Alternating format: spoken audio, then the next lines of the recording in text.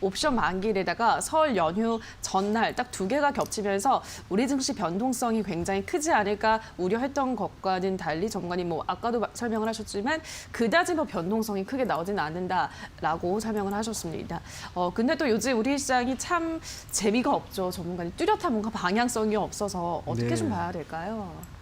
우선 옵션 만기라고 하는 부분에 대한 이야기를 여러분들에게 꼭 전해드리고 싶었던 게 우리가 통상적으로 옵션 만기일에는 변동성이 많이 커진다라고 하는 것을 그냥 알고 있는 거죠. 맞아요. 그렇게만. 그런데 의외로 그렇지는 않아요. 오히려 옵션 만기라고 하는 그 당일 하루 동안 외국인이든 기관이든 자신들이 원하는 방향으로 배팅을 크게 하기에는 상당히 어렵습니다. 이유는 옵션 만기가 있기 때문이에요. 하지만 옵션 만기일이 있는 그 주 전체로 확대를 하면은 그 주는 분명히 변동성이 어느 정도 확대가 됩니다. 그리고 옵션 만기일에는 변동성이 현저하게 죽는데 이번 주 같은 경우 월요일, 화요일 그리고 오늘까지 사실상 시장에 큰 폭의 변동성이 없었죠.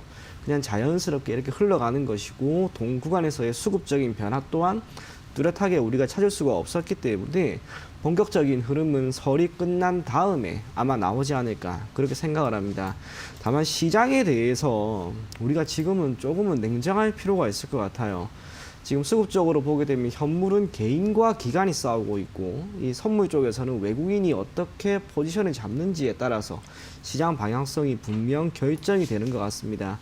코스피 같은 경우에는 1월 11일에 고가를 찍은 이후 지금 계속해서 횡보를 하고 있는 그런 모습이거나 소폭 밀렸는데 지금 개인 투자자들이 1월부터 시작을 해서 현물 쪽에서 23조가 들어왔어요. 엄청나게 많이 들어온 거죠. 지난해 같은 경우에는 동학개미운동이라고 하는 이름 아래 개인 투자자들이 시장에 많이 유입되면 유입이 될수록 지수가 오른 것처럼 보였지만 제가 지난주와 여러 번에 걸쳐서 이야기를 여러분들에게 드렸던 것처럼 선물 쪽에서 외국인들이 매수세를 보여야지 이게 올라가는 거예요. 그런데 지금은 어떻습니까? 선물 쪽에서 외국인들이 오히려 소폭 1월부터 매도 우위를 보이고 있죠. 그렇기 때문에 시장이 지금 가지를 못하고 있는 것이라 보여지고요. 개인이 계속해서 매수세를 보이고 있기 때문에 기관이 마음 편안하게 어찌 보면 물량을 많이 던지고 있는 것 같습니다. 결국 지금 구간이 우리가 아마도 여러분들도 많이 느끼는 것처럼 상당 부분 조정이 소폭 길어질 수도 있는 구간이다라고 저는 생각이 되고요. 설이 끝나고 어떤 이슈가 나올지 시장에 영향을 미칠 만한 긍정적인 변수가 나올지는 잘 모르겠지만 항상 생각해야 될 것은 지금 개인 투자자가 이렇게 많이 유입된 시장에서 시장이 한번 밀렸을 때 어떻게 대응을 할 것인가 그게 중요하지 않을까라고 생각을 합니다. 다행히 아직까지는 오늘 장이 한 3시간 정도 남아있고 또 내일 그리고 모레죠. 설 연휴 동안 미국에서 어떤 악재가 나올지 아무도 모르는 겁니다. 물량을 어느 정도 정리한다라고 하는 것은 한편으로는 리스크를 관리하는 것인가 동시에 뜻하지 않은 악재를 대비해서 그 리스크를 회피하는 거죠. 좋은 투자 전략이라고 보여요. 그래서 여러분들이 설령 설이 끝나고 나서 시장이 올라간다 할지라도 가급적이면 오늘 남아있는 시간 동안 포트폴리오에서 현금 비중을 조금 더 늘리거나 아니면 포트폴리오를 거의 다 정리를 한 다음 가급적이면 시장 흐름을 지켜보고 추후에 시장에 다시 진입하는 게 좋지 않을까 그렇게 생각을 합니다. 수급은 외국인이에요. 외국인이 결국 원달러 환율이 조금 더 올라가서 환차익을 노릴 수 있을 만한 구간이 되면 저는 외국인이 다시 한번 진입하지 않을까 그렇게 생각을 합니다. 그게 언제가 될지는 모르겠지만 적어도 이번 달 길면 1분기 정도까지는 시장의 소폭 몇 프로 횡보하는 대략 3050포인트에서 3150포인트 그 사이에서 지수가 어느 정도 결정이 되지 않을까 그렇게 생각을 합니다. 방향성이 나오고 났을 때 그때 들어가도 결코 늦지 않으니까 급한 마음으로 조급하게 시장에 참여하지 마시고요. 최대한 관망하시면서 시장 보면 좋지 않을까 그렇게 생각이 됩니다.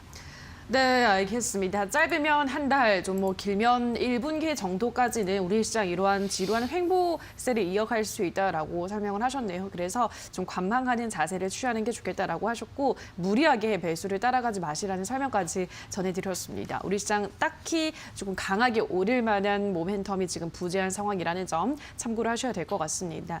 자, 그럼 다음 이슈로 또 넘어가 보도록 할게요. 자, 이번에는 정유주에 대해서 이야기해 보도록 하겠습니다. 국제유가가 회복을 하면서 정유주들 최근 강세 흐름을 이어가고 있습니다. WTI는 7거래 연속 오르면서 2000 최장 기간 상승세를 보였고 브렌트유 역시나 8거래 연속 오르면서 지난해 2월 이후 최장 기간 오름세를 역시나 또 기록을 했습니다. 그러면서 정유주들 어제장에 이어서 오늘도 올라가고 있습니다. 지금 GS를 빼고는 모든 종목들 SK이노베이션, SOE 올라가고 있는데 자, 정유주 앞으로 더 유망할까요? 전문가님 어떻게 보세요? 저는 이 정도 시점에서 정유주는 최대한 정리를 했으면 합니다. 그래요? 이유가 지금 WTI를 기반으로 하고 있는 국제 유가든 그리고 두바이유든 브렌트유든 점진적인 상승 흐름이 나오고 있는 것은 맞습니다만 우리가 특정 재화의 가격이 올라가기 위해서 필요한 건 공급 측면에서의 충격보다는 최대한 수요 측면에서의 증가가 있을 때 좋은 흐름이다라고 할 수가 있는데 지금 최근 한 2년 정도 됐을 거예요. 국제 유가가 계속해서 하락하는 가운데서 반등이 나왔던 건 거의 다 공급 물량의 감소라고 하는 공급 측면에서의 충격의 기인에 국제 유가가 올라가는 것이라고 보여집니다. 그렇다면 앞으로 우리가 이 국제 유가를 기반으로 하고 있는 산업에 대한 성장성은 좋은 것인가? 참고로 원유에 대한 수요가 가장 많은 산업은 거의 대다수가 자동차가 아닐까 그렇게 생각을 하는데 지금 에너지원이 전반적으로 변화하고 있잖아요. 뭐 전기가 되든 수소가 되든 동력이 되는 것이 분명히 변하고 있고 그렇기 때문에 국제 유가에 영향을 미칠 만한 수요 측면에서의 증가는 크지 않을 것이다라고 보여집니다. 오히려 국제 유가가 이렇게 상승했던 가장 큰 이유는 기타 국제 원자재 가격도 마찬가지지만 달러 가치의 약세에 기인한 실물 자산의 상승이 근본적인 이유에 있을 것으로 보여집니다. 그런데 지금 달러 인덱스의 하락이 이제 크게 나오고 있지가 않죠. 그렇기 때문에 국제 유가가 상승하는 데는 상당 부분 제한적이거나 그게 아니면 이 정도 구간에서 소폭 밀리지 않을까 그렇게 생각을 합니다. 그래서 WTI의 지속적인 상승은 우리가 긍정적으로 보기보다는 조금은 부정적으로 볼 필요가 있지 않나 그렇게 판단이 되고 이 국제 유가와 가장 민감한 종목이 있죠. 우리나라에 있는 많은 그 정유주들이 있긴 하지만 그 중에서도 이 WTI가 가장 민감도가 높은 기업이 바로 이 S오일입니다. S오일 같은 경우 제가 예전에 통계 데이터를 한번 굴려봤는데 상환계수가 0.91이 나와요. 그게 뜻하는 건 S오일은 다른 모든 변수보다는 이 국제유가, WTI를 기반으로 하고 있는 국제유가의 가격에 가장 민감하게 반응하는 기업이다라고 할 수가 있습니다. 최근에 반등이 잘 나왔기 때문에 역시 S오일의 주가도 오르고 있고 지난해 정제 마진의 감소에 따라 기업 실적이 매우 좋지 않았지만 적어도 지금 같은 흐름이 나온다면 실적이 소폭 개선될 가능성은 있다고 봅니다. 하지만 조금 전 이야기를 들었던 것처럼 WTI를 기반으로 하고 있는 국제 유가의 상승은 분명 제한적일 것이라고 보여지는 만큼 S오일을 우리가 지금 시점에서 긍정적으로 보기보다는 어느 정도 정리를 하고 시장이 안정화되는 시점에 다른 종목을 보는 게 좋지 않을까 그렇게 생각이 됩니다. 네, 알겠습니다. 지금 국제유가 회복을 하면서 좋은 흐름을 보여주고 있긴 하지만 지금부터는 이 상승이 좀 제한적일 수 있기 때문에 정유주들은 오히려 지금 구간에서부터는 조금씩 정리하는 포지션을 취하는 게 좋다라는 설명하셨습니다. 그리고 또 이제 메이저 석유 업체들이요. 해상풍력 사업에 대해서 대규모 투자를 강행한다라는 소식까지 전해져 왔습니다. 이제 석유 업체들도 신재생 에너지로 관심을 돌리고 있다는 건데 그러면 이 해상풍력주를 조금 더 관심을 가져봐야 될까요, 전문가님? 그렇게도 볼 수 있겠죠. 아무래도 신재생 에너지는 이번 미국 정부죠. 이 바이든 정부가 계속해서 주장을 하고 긍정적으로 보고 있는 산업군이기 때문에 여기에 대한 투자가 많이 감행이 되고 있을 것으로 혹은 감행이 될 것으로 우리가 기대를 합니다. 그런데 저는 이 해당 관련 이슈를 관련된 기사를 보면서 그런 생각이 들었어요. 이 글로벌 메이저 석유 업체잖아요. 뭐 100년 정도의 전통을 자랑하는 뭐 엑스모빌 같은 기업도 해상풍력에 투자를 한다라고 하는 건 단순하게 규모의 경제를 일으킨다라고 하는 것으로 우리가 바라볼 수도 있겠지만 이 원유에 대한 수요가 점진적으로 감소했을 때 전통이 있는 이 오래된 역사를 자랑하는 기업도 힘들어질 수 있는 거죠. 그래서 어찌 보면 살기 위한 몸부림일 수도 있고 다른 한편으로는 최대한 빨리 다른 쪽으로 투자를 해서 우리가 앞으로 먹어야 될 또는 미래 먹거리 사업을 빨리 만들자. 저는 그렇게도 눈에 보였습니다.